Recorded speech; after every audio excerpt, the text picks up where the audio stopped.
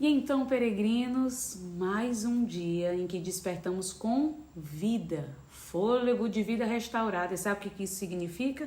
Que as misericórdias do Senhor também se renovaram sobre as nossas vidas. Eu posso ouvir um glória?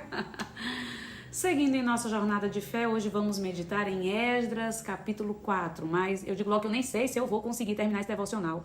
Porque coisa que eu tenho raiva nessa vida é de fuxico, de gente que se mete na vida, nos planos dos outros, que não faz nem deixa ninguém fazer. E é exatamente o que nós vamos encontrar nesse capítulo 4 de Esdras. Está preparado? Pois vamos lá. Como vocês já sabem, em 536 a.C., o povo judeu inicia a reconstrução do templo. Todas as vezes que nos levantamos para construir algo significativo, quando nos levantamos para fazer a vontade de Deus, o inimigo tenta se infiltrar para frustrar os planos de Deus ou nos persegue para que venhamos a desanimar do nosso propósito. É como dizia Shirley Carvalhais, o inimigo tenta te derrubar. É desse jeito. E não foi diferente com o povo de Deus que estava trabalhando na reconstrução do templo. No versículo 1 e 2 diz assim: ouvindo, pois, os adversários de Judá e Benjamim, aqui está se referindo a Israel, que os que tornaram do cativeiro edificavam o templo do Senhor, chegaram-se a Zorobabel e aos chefes dos pais e disseram-lhes: deixai-nos edificar convosco, porque como vós buscaremos o vosso Deus. Em um primeiro momento, parece ser até uma oferta, legal, amistosa, generosa, mas ao longo da narrativa vamos comprovar que esses inimigos, que provavelmente eram samaritanos, queriam mesmo era frustrar os planos de reconstrução do templo. Os chefes do povo de Israel perceberam essas segundas intenções. Além disso, esses chefes de Israel estavam determinados a manterem os padrões estabelecidos por Deus para a reconstrução desse templo. E os samaritanos, eles viviam um terrível sincretismo religioso. Eles diziam que queriam adorar o Deus de Israel, mas continuavam adorando os deuses pagãos da região onde habitavam. Os samaritanos também não reconheciam as escrituras como sendo a palavra de Deus. Estavam muito misturados com as outras nações através dos casamentos mistos, ou seja, é aquele crente Raimundo, um pé na igreja, outro no mundo. Não queriam ter compromisso.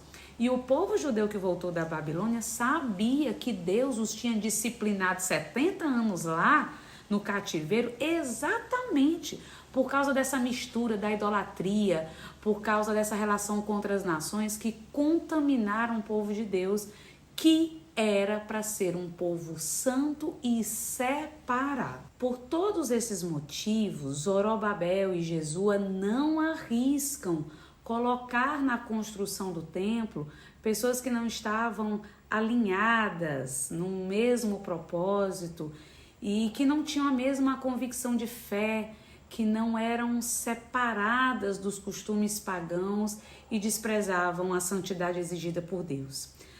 Cuidado você também com as pessoas com as quais você se alia na caminhada. A Bíblia nos adverte. Como é que andarão dois juntos se não estiverem de acordo? Lembre-se que as más companhias corrompem os bons costumes. Se Deus exige de você separação, santidade, compromisso, se o seu desejo é fazer tudo para a glória de Deus e se envolver com os interesses dele na terra, busque se aliar com pessoas que têm o mesmo compromisso que você e que te aproximam do teu propósito. Porque senão facilmente você será contaminado e influenciado a afrouxar o padrão, a não viver de acordo com o que o Senhor requer de ti. Bem, nesse momento, os chefes dos pais de Israel foram firmes e resolutos em permanecerem separados e consagrados ao Deus de Israel num momento tão importante que era a reconstrução do templo. Então, eles respondem aos samaritanos: não convém que vós e nós edifiquemos a casa nosso Deus. Nós sozinhos a edificaremos. Está no versículo 3. E aí você já pode imaginar o que aconteceu. Os adversários ficaram o quê? Injuriados, inconformados e agora também cheios de ódio e inveja. E a inveja, você já sabe, é a podridão dos ossos. Ao invés de cada um cuidar da sua vida, da sua terra, da sua nação, não. eles encontraram um novo propósito de vida que era impedir a construção do templo, dos muros e da nação de Israel. Fizeram isso inquietando os que estavam edificando o templo. Como assim? Certamente usando palavras de desânimo, falando: isso aí não vai dar certo, vocês vão gastar muito, vocês vão morrer tentando erguer o templo, que não vai ser igual ao de Salomão. E eles estavam tão cheios de ódio e tão cheios do diabo nos coros dele, que no versículo 5 diz que eles alugaram conselheiros para frustrarem o plano do povo judeu de reconstruir o templo. E você pensa que eles pararam por aí? De jeito nenhum. Resolveram escrever foi uma carta para o rei, fofocando sobre a construção do templo e trazendo, inclusive, questões passadas para convencer o rei a proibir a reconstrução do templo. Olha, quando eu digo que o diabo não presta, que não vale nada, e é saliente, vocês não me acreditam. Esse é o modo operandi de Satanás, sempre tentando trazer os nossos erros do passado para nos impedir de avançar rumo ao futuro que Deus preparou para nós. Não é à toa que o nome dele é acusador. Eu só não fico mais indignada porque eu sei que o inimigo, ele só se levanta para cair. Mas voltando ao relato, quando os adversários de Israel enviam a carta ao rei, este rei já não era mais o Ciro, que tinha autorizado a reconstrução do templo, mas sim Artaxerxes. E parecendo aqueles meninos do buchão, eles dizem: saiba o rei que os judeus que subiram de ti vieram a nós a Jerusalém e edificam aquela rebelde e malvada cidade. Versículo 13. Agora saiba o rei que se aquela cidade se reedificar e os muros se restaurarem, eles não pagarão os direitos, os tributos e as rendas, e assim se danificará o tesouro dos reis. Ou seja, mais uma vez os adversários acusando o povo de Deus, porque isso é o que eles sabem fazer. E diante desse veneno que foi derramado, no versículo 21 lemos o seguinte: agora, pois, dai ordem para que aqueles homens parem de reconstruir o templo, a fim de que não se edifique aquela cidade até que se dê uma ordem por mim. Sim, meus amigos, a obra de reconstrução precisou parar.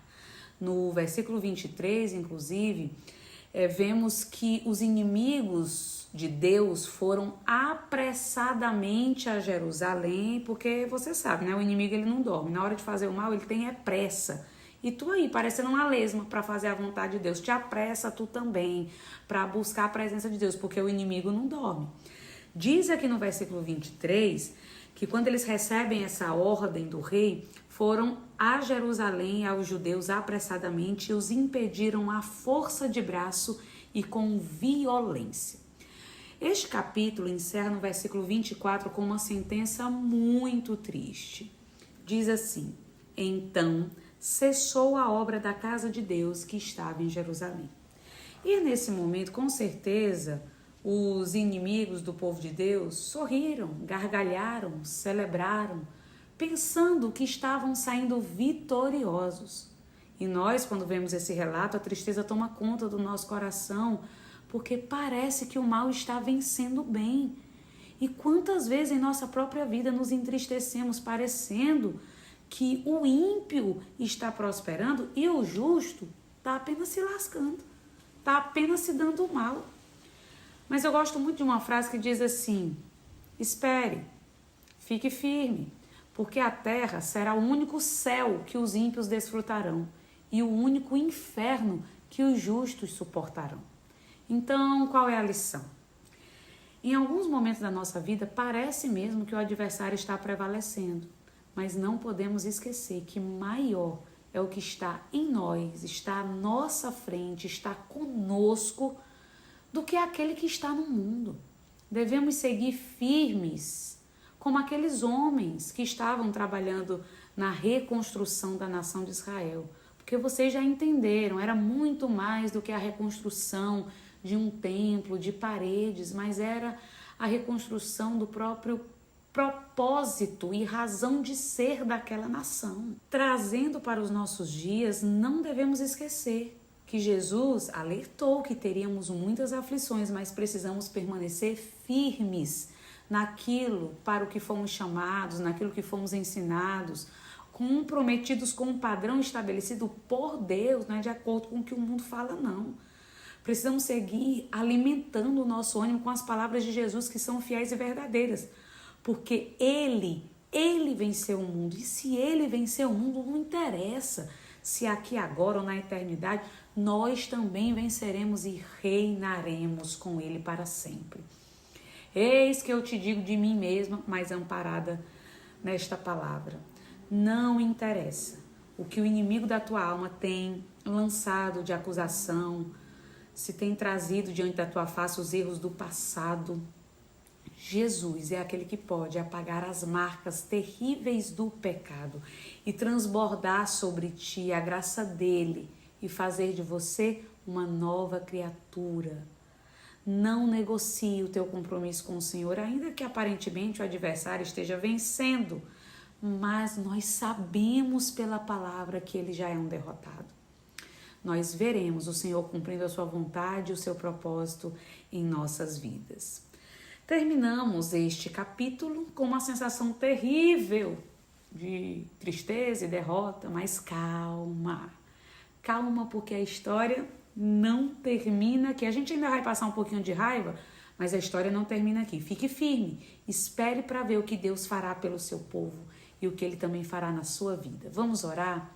Senhor, que possamos estar firmes contra as astutas ciladas do diabo, contra as palavras de desânimo, contra as acusações, Senhor. Que estejamos guardados em Ti, em todo o tempo, convictos que o Senhor é fiel e verdadeiro para conosco. Em nome de Jesus, amém. Deus abençoe a sua vida.